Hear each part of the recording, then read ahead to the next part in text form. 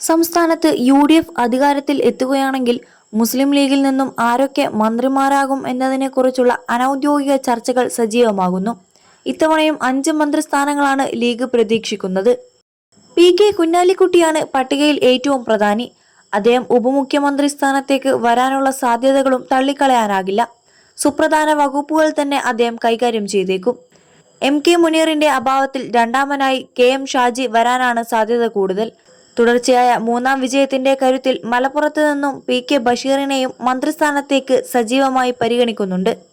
പാലക്കാട് ജില്ലയിലെ മണ്ണാർക്കാട് നിന്നും ജയിച്ചെത്തുന്ന മികച്ച പാർലമെന്റേറിയനായ ഷംസുദ്ദീനും അവസരം ലഭിച്ചേക്കും. കോഴിക്കോട് ജില്ലയിൽ നിന്നും പാറക്കൽ അബ്ദുള്ള, MA റസാഖ് മാസ്റ്റർ എന്നിവരിൽ ഒരാൾക്ക് സാധ്യതയുണ്ട്. കുറ്റ്യാടി, കുന്നമംഗലം എന്നീ മണ്ഡലങ്ങളിൽ ഇരുവർക്കും ജയസാധ്യതയുണ്ടെന്ന് വിലയിരുത്തലുകളുണ്ട്. വടക്കൻ കേരളത്തിന് പ്രാതിനിധ്യം നൽകുകയാണെങ്കിൽ മഞ്ചേശ്വരത്ത് BJPയെ തോൽപ്പിച്ച് എത്തുന്ന അഷ്റഫിനെയും പരിഗണിച്ചേക്കും. ഡെപ്യൂട്ടി സ്പീക്കർ സ്ഥാനം ലഭിച്ചാൽ ഒരാളെ അതിലേക്ക് നിയോഗിക്കും. ഫലപ്രഖ്യാപനത്തിന് ശേഷം ലഭിക്കുന്ന സീറ്റുകളുടെ എണ്ണം അനുസരിച്ചായിരിക്കും മന്ത്രിസ്ഥാനങ്ങളെക്കുറിച്ചുള്ള അന്തിമ തീരുമാനമെടുക്കുക.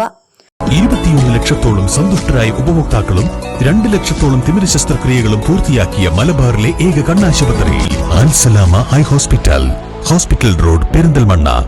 അതേസമയം മുഖ്യമന്ത്രി ചർച്ചകളിൽ VT സതീശന് പരസ്യ പിന്തുണ നൽകിയ നിലപാട് മയപ്പെടുത്തി മുസ്ലിം ലീഗ് രംഗത്തെത്തി.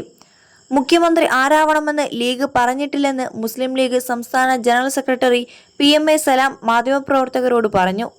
അതേസമയം ഫലമറിയാൻ മണിക്കൂറുകൾ മാത്രം ബാക്കിയിരിക്കെ UDFൽ അറുതിയില്ലാതെ ഫ്ലെക്സ് യുദ്ധം. മുഖ്യമന്ത്രി സ്ഥാനത്തേക്ക് VT സതീശനെ ഉയർത്തിക്കാട്ടി കണ്ണൂരിലും ഇടുക്കിയിലും ഫ്ലെക്സുകൾ. കോൺഗ്രസിലെ മുഖ്യമന്ത്രി ചർച്ചയിൽ മുസ്ലിം ലീഗ് നേതൃത്വത്തെ വിമർശിച്ച് കോട്ടകല്ലിലും ബാനർ പ്രത്യക്ഷപ്പെട്ടു.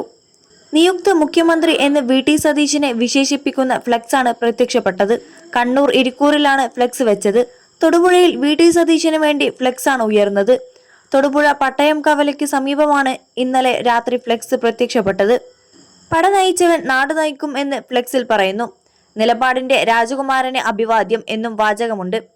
ടീം UDF തൊടുപുഴ എന്ന പേരിലാണ് ഫ്ലെക്സ് സ്ഥാപിച്ചത്.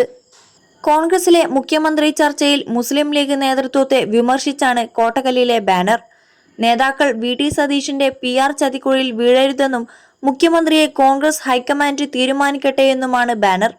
പച്ചപ്പട മലപ്പുറം എന്ന പേരിലാണ് ബാനർ സ്ഥാപിച്ചത്.